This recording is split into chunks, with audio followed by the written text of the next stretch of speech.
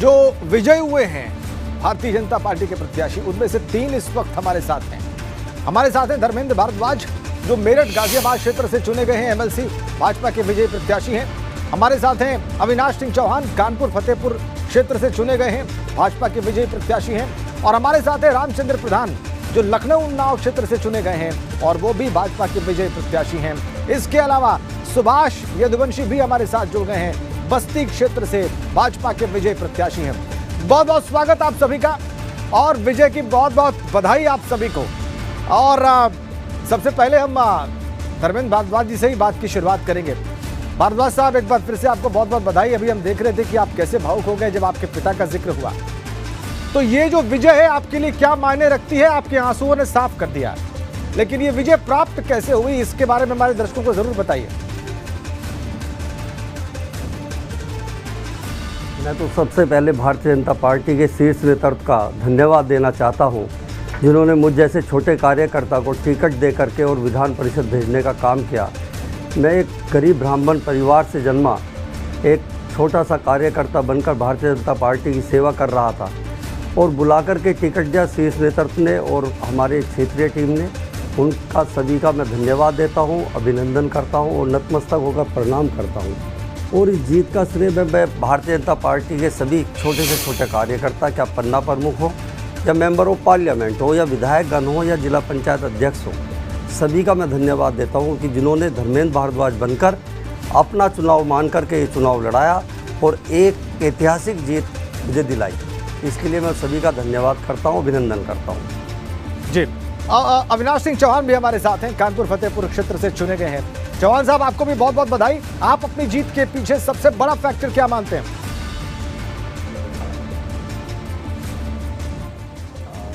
जो आज कानपुर फतेहपुर स्थानीय निकाय क्षेत्र से जो प्रचंड जीत मिली है, निश्चित तौर पर श्रद्धेय नरेंद्र मोदी जी और योगी जी, ये जो हमारी सरकारें हैं, अंत्योदय पर काम करता है। जी जी चौहान साहब,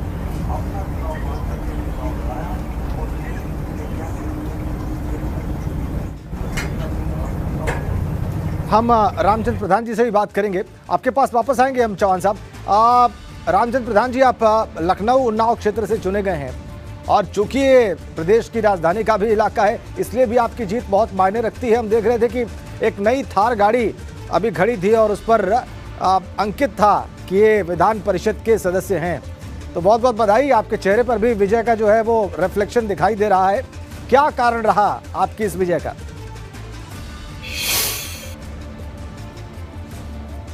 विजय का कारण है ये भारतीय जनता पार्टी की जीत है और भारतीय जनता पार्टी के कार्यकर्ताओं की जीत है, क्योंकि हमारे माननीय प्रधानमंत्री श्री नरेंद्र मोदी जी, माननीय मुख्यमंत्री श्री योगी आदित्यनाथ जी के नेतृत्व में जो सरकार चल रही है, उनके जो काम हैं, उनके काम से लोग प्रेरणा ले रहे हैं, उनसे प्रभावित हो रहे हैं।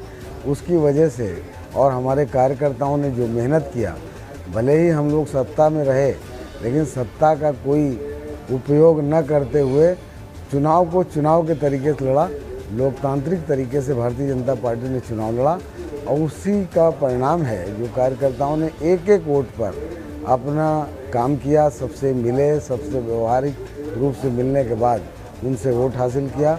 और वोटर जो है, वोटर ने ये माना कि हमारी जन कल्याणकारी जो नीतियां हैं, उसके तहत सिर्फ भारतीय जनता पार्टी की सरकार में ही संभव है।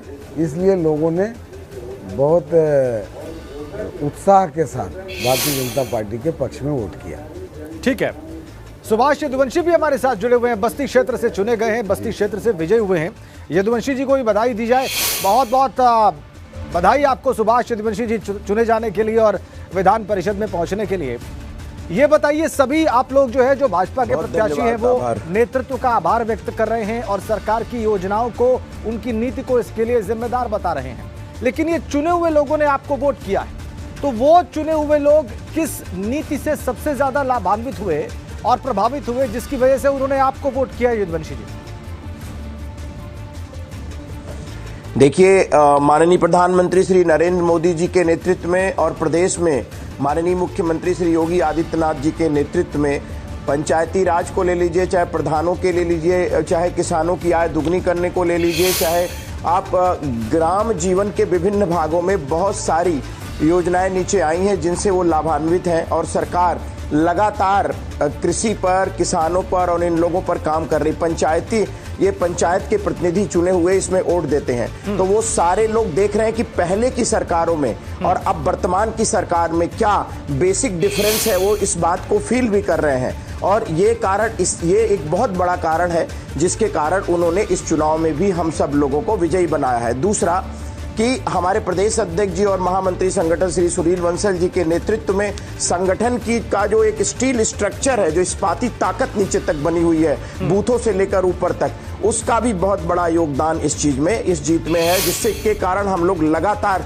विजयश्री को हासिल करने जा रहे हैं। तो हमारे सरकार की योजनाएं और हमारे संगठन की ताकत, इन दोनों के मिले जुले स्वरूप के कारण लगातार भारतीय जनता पार्टी को विजयश्री मिल रही है। ठीक है, धर्मेंद्र भारद्वाज जी से बात करेंगे। भारद्वाज साहब, संगठन की ताकत जो अभी कह रहे थे यदुवंशी जी और सरकार की योजनाएं, ये दो बातें हैं प्रमुखता से बताई जा रही हैं विजय के पीछे। भारद्वाज साहब, लेकिन इतिहास हमने देखा है जिस दल की सरकार रही है उस दल का प्रदर्शन बड़ा शानदार रहता है विधान परिषद चुनाव में, इसीलिए इसे कई राजनीतिक पंडित सत्ता का भी चुनाव मानते हैं। तो इस एंगल पर अगर बात की जाए और समाजवादी पार्टी की बात की जाए तो वो कह रहे हैं धांधली हुई है, वो आरोप लगा रहे हैं भारतीय जनता पार्टी पर, वो कह रहे हैं चुनाव निष्पक्ष तरीके से संपन्न नहीं हुए। इस पर आपका क्या कहना है? सर्वप्रथम तो मैं आप लोगों से ये कहना चाहूँगा कि जो विपक्ष इस पर आरोप लगा रहा है कि धांधली हुई है या धनबल का प्रयोग हुआ या प्रशासन का प्रयोग हुआ है, जो इसमें चुनाव में वोट डालता है वो प्रधान वोट डालता है, क्षेत्र पंचायत का सदस्य वोट डालता है, पार्षद वोट डालता है, वो कोई व्यापारी वोट नहीं डालता जिसे डराया जा सके, धमकाया जा सके। वो निर्वाचित होकर के जनप्रतिनिधि आता है और वो क्षेत्र का एक जनप्रतिनिधि होता है जो आपको वोट करता है। तो ये सत्ता का चुनाव नहीं होता। इसमें एक तरीके से ये समझिए कि जो प्रत्याशी आप भारतीय जनता पार्टी ने जो चुनाव में हमें उतारा, तो भारतीय जनता पार्टी ने जो 2014 से जो नींव रखी भारतीय राजनीति की, वो नींव ही अलग तरीके से रखी। 2014 जीते, 2017 जीते यूपी, 2019 जीते, केंद्र में दोबारा 19 में आई, फिर उसके बाद 22 जीते। भारतीय राजनीति का स्वरूप ही बदलता जा रहा है, विपक्ष खत्म होता जा रहा है। विपक्ष अभी देखो, अभी इसी चुनाव में आपने देखा होगा जो वोटें हमें 2022 के चुनाव विधानसभा में नहीं मिली पाई, इस चुनाव में हमें सारा वोट मिला। क्या वो किसी भी समुदाय का वोट हो? तो आप क्या मानते हैं कि विपक्ष तो धीरे धीरे भी उनका जो वोटर है वो धीरे धीरे हमारे पास आ रहा है। और ये एक बहुत बड़ा प्रमुख केंद्र है कि 2024 की भारतीय जनता पार्टी ने तैयारी शुरू कर दी है और इसी माध्यम से एमएलसी के चुनाव के माध्यम से जिन लोगों को जोड़ा गया वो भारतीय जनता पार्टी में अपने मन से और सच्चे मन से स्वीकार करके भारतीय जनता पार्टी को वोट किया है। ये तो विपक्ष का एक, जब कोई मुद्दा नहीं होता, बौखलाहट में जो है, कभी ईवीएम को कहते हैं, कभी अभी बैलेट पेपर को कह रहे थे, कभी प्रशासन को कह रहे हैं, ये तो एक कोई मुद्दा है ही नहीं, मुद्दा विहीन एक तरीके की बातें करते हैं क्योंकि उनके पास कोई मुद्दा नहीं है। तो अभी आपने देखा हमारे माननीय मुख्यमंत्री जी ने जिस दिन शपथ ली उसी दिन 1 लाख का एनकाउंटर का इनामी बदमाश मारा गया। अभी आपने ये देखा कि किस तरीके से पूरे प्रदेश के अंदर आपने प्रशासन ने, शासन ने भ्रष्टाचार मुक्त और अपराध मुक्त, और हमारी जो बेटियां, बहनें और माताएं अपने क्षेत्र में निकलती हैं बेधड़क होकर के, उनकी तरफ कोई आंख उठाकर नहीं देखता। इस बात को देख कर के सभी समुदाय के लोगों ने वोट किया और 273 सीट देने का भी विधानसभा में दी और दोबारा से सरकार बनाई। पता नहीं कितने वर्षों के बाद दोबारा मुख्यमंत्री जी ने शपथ ली, हमारे बाबा योगीनाथ जी ने। तो इन सब मुद्दों को देखते हुए विपक्ष के पास कोई मुद्दा नहीं बचा हुआ है। विपक्ष के पास कोई मुद्दा नहीं बचा है और धांधली के सारे आरोप बेबुनियाद हैं। 2024 जी आ गई भारद्वाज साहब, बात आपकी आ गई। हमारे साथ रामचंद्र प्रधान जी भी हैं। प्रधान जी, बहुत आरोप लगाए हैं समाजवादी पार्टी ने। एक आरोप ये भी है कि स्वजातीय जो है वो बहुत सारे मुख्यमंत्री के स्वजातीय बहुत सारे उम्मीदवार चुनाव जीते हैं। एक बात तो ये भी कही गई है, धांधली की बात तो कही गई है, लेकिन दूसरा तथ्य प्रधान साहब ये भी है कि एक बहुत बड़ा बहुमत इस वक्त विधान परिषद में भारतीय जनता पार्टी के पास हो गया है। ये ऐतिहासिक है, 40 वर्षों बाद ये तस्वीर बनी है विधान परिषद की। इस पर आपकी टिप्पणी क्या है और इस बदली हुई तस्वीर में जब आप सदस्य बने हैं तो आपकी भूमिका क्या रहने वाली है?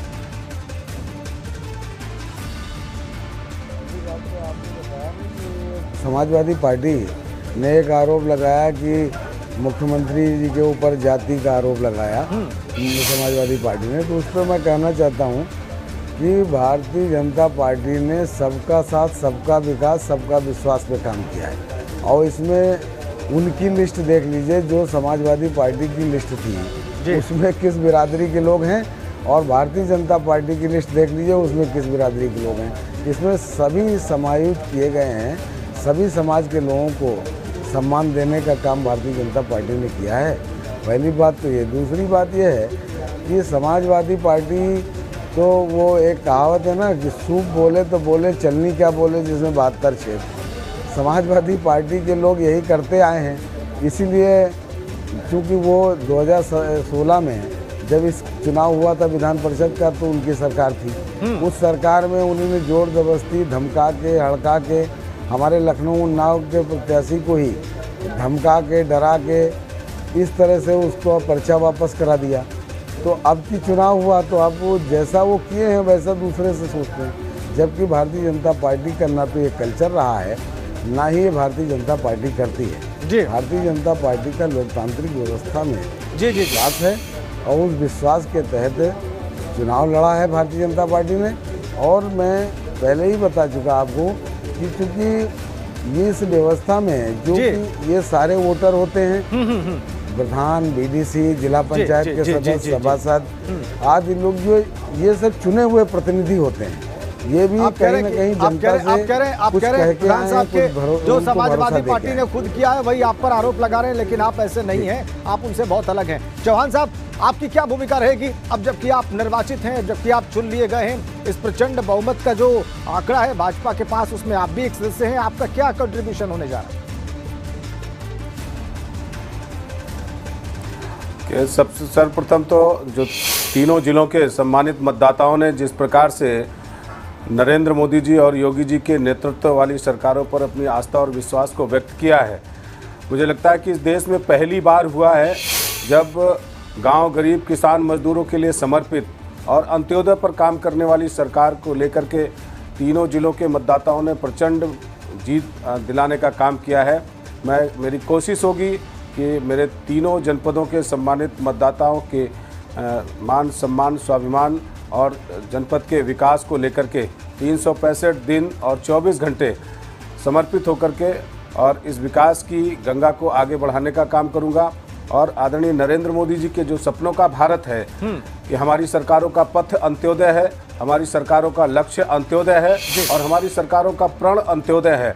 और स्पष्ट रूप से आपने देखा कि 2014 के बाद भारत की राजनीति में जो अमूलचूल परिवर्तन हुआ है, गांव, गरीब, किसान, मजदूर को जो पहली बार राजनीतिक सहभागिता हो, विकास की मुख्य धारा से जोड़ने का विषय हो, वह नरेंद्र मोदी जी के नेतृत्व वाली केंद्र की सरकार ने करके दिखाया है।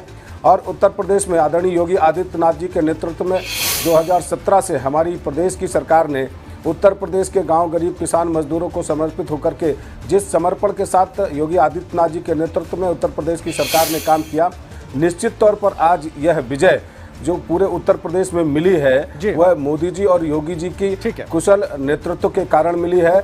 आदरणीय स्वतंत्र देव सिंह जी, हमारे माननीय प्रदेश अध्यक्ष जी, आदरणीय महामंत्री संगठन सुनील बंसल जी, आदरणीय क्षेत्रीय अध्यक्ष मानवेंद्र सिंह जी की कुशल रणनीति और हमारी सरकारों का जो काम है वह इस बात को जनता ने स्वीकारा है। और आज की तारीख में जिस तरीके से आपने देखा कि समाजवादी पार्टी का पूरे उत्तर प्रदेश से सफाया हो गया है, निश्चित तौर पर यह स्पष्ट संदेश है कि आज उत्तर प्रदेश के लोग छोटे से छोटे सदन यानी ग्राम पंचायत से लेकर के और बड़े सदन उत्तर प्रदेश के विधान परिषद तक समाजवादी पार्टी को नकारने का काम किया है और समाजवादी पार्टी की साइकिल को सफाई भेजने का काम किया है। आप कह रहे हैं कि नेतृत्व इसके लिए जिम्मेदार है, आप कह रहे हैं कि अंत्योदय का जो लक्ष्य है और उसको लेकर जो योजनाएं बनाई गई हैं ये उसका असर है। आप विजय शिवहरे भी हमारे साथ जुड़ गए हैं, आगरा क्षेत्र से भारतीय जनता पार्टी के विजय प्रत्याशी हैं। शिवहरे साहब, आपका भी बहुत बहुत स्वागत एबीपी गंगा पर, और आपको आपकी विजय के लिए जो कि बड़े अंतर के साथ आपने विजय प्राप्त की है उसके लिए बहुत बहुत बधाई शिवहरे जी। धन्यवाद आपको, बहुत बहुत धन्यवाद आपको इस बात के लिए। अब जबकि आप विधान परिषद के सदस्य चुन लिए गए हैं तो क्या भूमिका आपकी रहने जा रही है?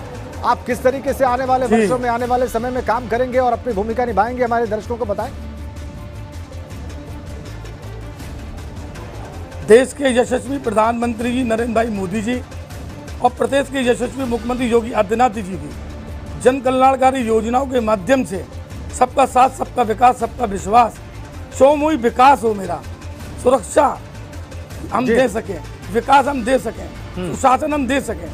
और इस चुनाव में जीतने के बाद मैं आपको विश्वास के साथ कह रहा हूँ कि मेरे संकल्प है खेत खलियान में जाके, गांव में जाके, वहाँ पे ब्लॉक पे बैठ के, ब्लॉक के बैठ में प्रधान बीडीसी के साथ उन समस्याओं का निराकरण करना और मोदी जी की और योगी की योजनाओं को उस विकास के ऊपर लेके काम करना।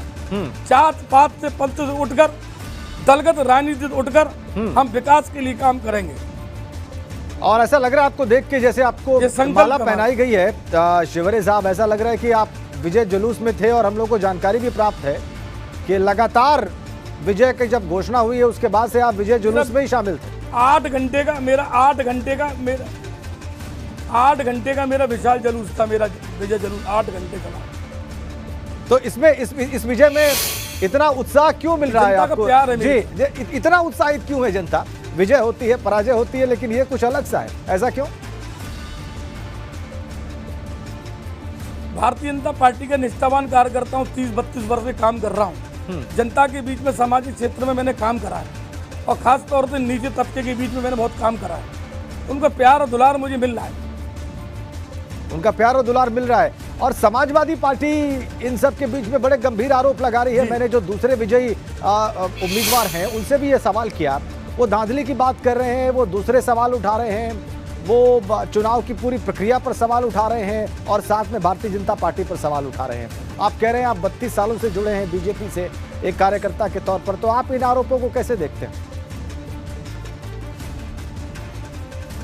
देखिए, मैं आपको बताऊं, समाजवादी पार्टी के नेता टीवीओं पर आकर अच्छी वाइट दे लेते हैं। सच्चता तो ये है, हकीकत भी यही है, लोकतंत्र के हत्यारे ये लोग हैं। इनको सोचना होगा। अगर ईमानदारी से देखा जाए तो भारतीय जनता पार्टी के शीर्ष नेता तो मोदी जी, योगी जी लोकतंत्र के रक्षक है और उनके हम कार्यकर्ता हैं। इसलिए लोकतंत्र की रक्षा कोई कर सकता है तो भाजपा कर सकती है। आप कह रहे हैं लोकतंत्र की अगर कोई रक्षा कर सकता है तो भारतीय जनता पार्टी कर सकती है।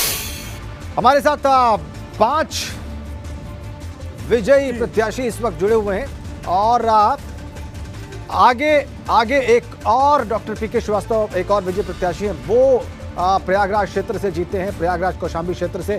वो भी हमारे साथ डॉक्टर केपी श्रीवास्तव साहब जुड़ेंगे, इलाहाबाद कौशाम्बी क्षेत्र से भाजपा के विजय प्रत्याशी हैं। हम उनसे भी बात करेंगे और उनसे भी जानेंगे कि उनकी विजय के पीछे क्या कारण है।